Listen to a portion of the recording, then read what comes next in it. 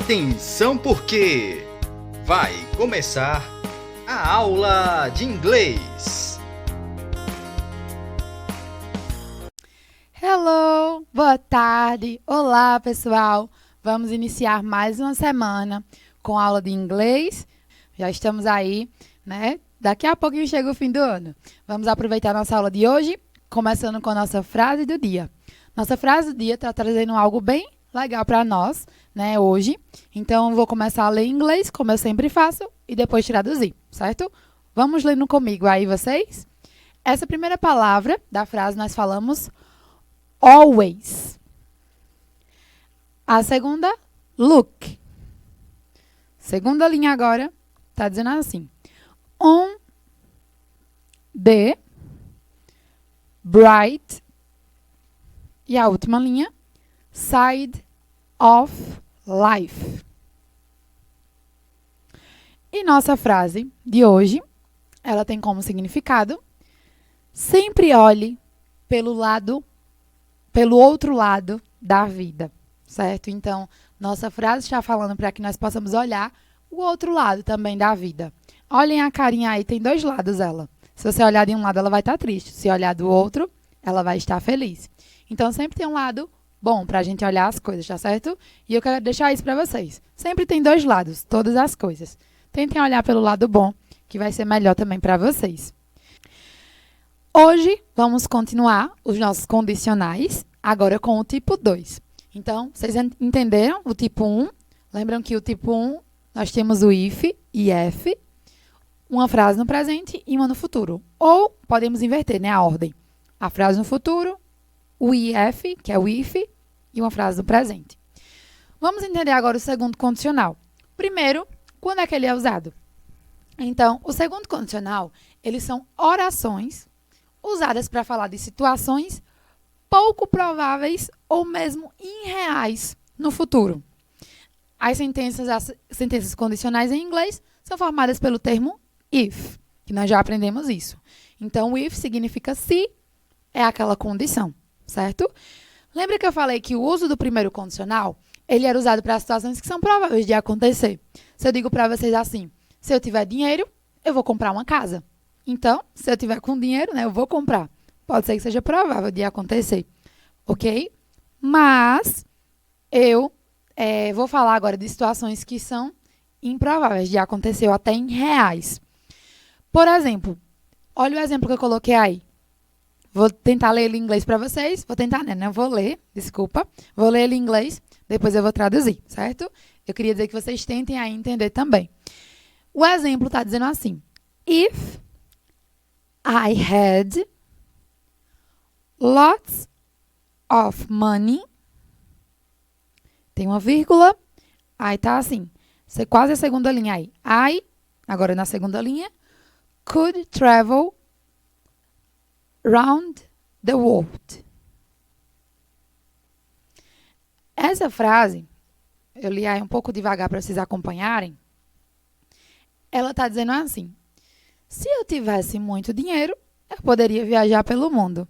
Olha aí, tem uma imagem, né? De uma pessoa com muito dinheiro. Então, se eu tivesse muito dinheiro, mas eu tenho, não. Então, eu não vou viajar o mundo. Então, se eu tivesse, é uma situação improvável de acontecer. Eu não vou porque eu não tenho. Agora, se eu dissesse assim para vocês, se eu tiver dinheiro, eu vou viajar o mundo. Vocês concordam que se eu tiver, certo? Aqui eu estou dizendo que eu não tenho dinheiro. Se eu tivesse, é no passado, eu não tenho, tá bom? Então, é um pouco provável de acontecer isso. Tem uma diferença do outro que nós vimos. Aqui eu estou mostrando para vocês que a estrutura do nosso condicional agora, nós vimos a estrutura do outro, vamos ver a estrutura desse. Ele vai ser formado pela nossa frase, né, condicional, e o nosso verbo principal também no condicional. Então, ele vai ter um verbo. Lembra lá, primeiro condicional é formado como, eu vou estar repetindo para que vocês prestem atenção e aprendam. Primeiro condicional, nós temos o if, presente e futuro. Presente simples e futuro. Aqui, nós vamos ter o passado simples e a nossa frase principal vai ter verbos modais. O que são esses verbos modais? Vou mostrar para vocês eles aí, ó. Olhem aí would. W-O-U-L-D. Tem aí também could. C-O-U-L-D. Certo? E já aí, quase no final também, tem o might. M-I-G-H-T. E tem o should. S-H-O-U-L-D. Certo? Então, tem esses aí. Esses são os verbos modais. Vou mostrar para vocês o significado deles. Alguns podem significar iria, poderia, tá certo? Deveria. Então, eles têm significado de ia no final. Então, deveria, compraria, eu iria, certo? Porque vocês concordam que é o passado? Então, nós usamos esses verbos modais no passado. Eles estão aí no passado, tá bom? Observem a estrutura. Então, a estrutura aí embaixo, nós vamos usar o if, mais o passado, mais algum desses verbos modais. Ah, eu vou usar todos de uma frase só? Não, é algum desses. Mostrei 4 para vocês aí. Nós vamos usar algum desses, tá bom? E o infinitivo do verbo. Então, o verbo ele vai estar no infinitivo, nosso verbo principal da frase. Professora, eu não entendi muito bem, não. Vamos mostrar o exemplo, que com o exemplo vocês entendem melhor. Ó, tem um exemplo aí embaixo para vocês. O exemplo está dizendo assim. If I won. Essa palavrinha, won, W-O-N, é o nosso verbo no passado. Então, aí está o verbo no passado. Então, nós já tivemos o if na nossa frase. Agora, o verbo no passado. Então, está dizendo, se eu ganhasse na loteria. Vamos lá agora ver o verbo modal na nossa frase. I would, depois da vírgula aí, buy a big house. Então, tá dizendo, se eu ganhasse na loteria, eu compraria uma casa grande. Tá bom, pessoal? Então, observem que nós tivemos o nosso if, tivemos o nosso verbo no passado, e agora nós tivemos o nosso verbo modal, que nesse caso foi o would. W-O-U-L-D. E o verbo no infinitivo, certo? Nosso verbo no infinitivo aí foi o buy. B-U-Y. Ok? Então, essa é a nossa estrutura do segundo condicional. Eu espero que vocês tenham entendido aí. Vou mostrar mais alguns exemplos para a gente concluir o nosso assunto de hoje. Não é tão difícil, não. Vocês entendendo a estrutura, vocês já conseguiram aí tirar de letra, certo? Olhem aqui outro exemplo. O exemplo está dizendo o seguinte. If I was rich, I would travel the world. É um dos mesmos exemplos que eu disse para vocês. Se eu fosse rica, eu viajaria o mundo. Então, observem que está sublinhado a nossa estrutura do condicional. A primeira palavra que está sublinhada aí é o nosso verbo no passado. E a segunda é o nosso verbo modal, mais o verbo no infinitivo. Tá bom? Nós usamos aí o would de novo. W-O-U-L-D.